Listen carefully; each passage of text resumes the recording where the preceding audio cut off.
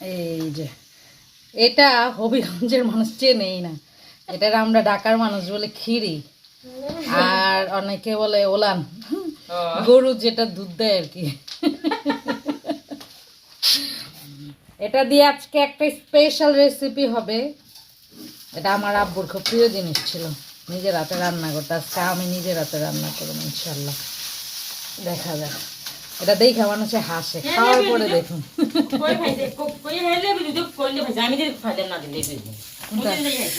মা লেবু নাকি বড়া গাছে, দেখো ভিতরটা কত সুন্দর। এই যে দেখছো দুধের মতো রে, ওই যে তিল্লি আছে না, তিল্লি তিল্লির মতো না রে না গো, তিল্লি তিল্লি। এই যে যে একটা সুন্দর বেরোইছে, একটা টাটকা, মনে হইতেছে কি কাঁচাই খাওয়া যাবে।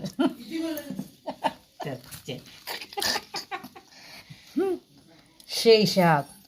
এটা টেস্ট করবো আনাজু, কত সুন্দর জিনিস। বট খায়, বট এত মজা করে রাখে, আর এটা দুধের খিরি, কত স্বাদ, সেই স্বাদ, ডাবল স্বাদ। হ্যাঁ সবগুলারে আইবার জোর জবরদস্তি খাওয়ামো, সিন্নি কমো, সিন্নি মানতে। শুরু হয়ে গিয়েছে খিরি রান্না, গরুর দুধ রান্না, ওলান ওলান রান্না। এখানে আছে পেঁয়াজ, দারচিনি, এলাচি, তেজপাতা, তেল, একটু লবণ দিয়ে দিয়েছি, গোলমরিচ, লং, যাতে পেঁয়াজটা তাড়াতাড়ি নরম হয়ে যায়।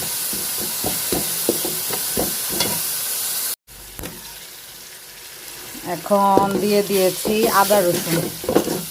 সবাই মোটামুটি রান্না বান্না জানেন, যার জন্য আমি পরিমাণ বললাম না, কারণ আমি নিজে আনারই রাঁধুনি। তাহলে আমি নিজে আনারই রাঁধুনি, মানুষ যেমন ই করে বলে না, 1 চামচ হ্যান 1 চামচ তেন।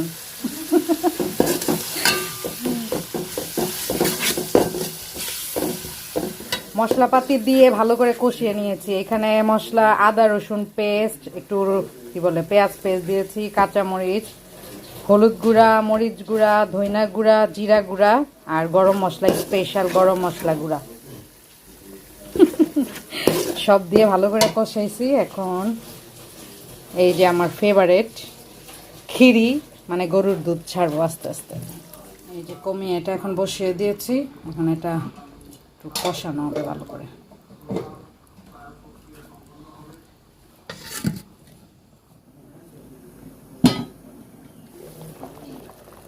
এই যে খিরির যে পানিগুলো দেখতে পাচ্ছেন, এটা কিন্তু পানি উঠেছে, আমি কিন্তু একদমই পানি দেইনি।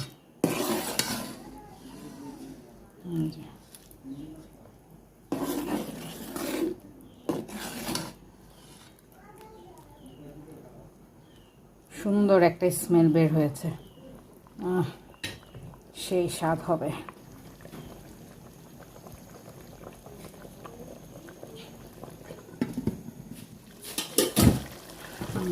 তেল বাইরে প্রায় হচ্ছে।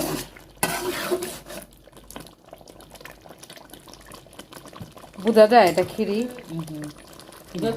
না, ওই যে করছেন। এই যে খিরি আছে, নেন প্লেটে নেন। খিরির হলো লাস্ট।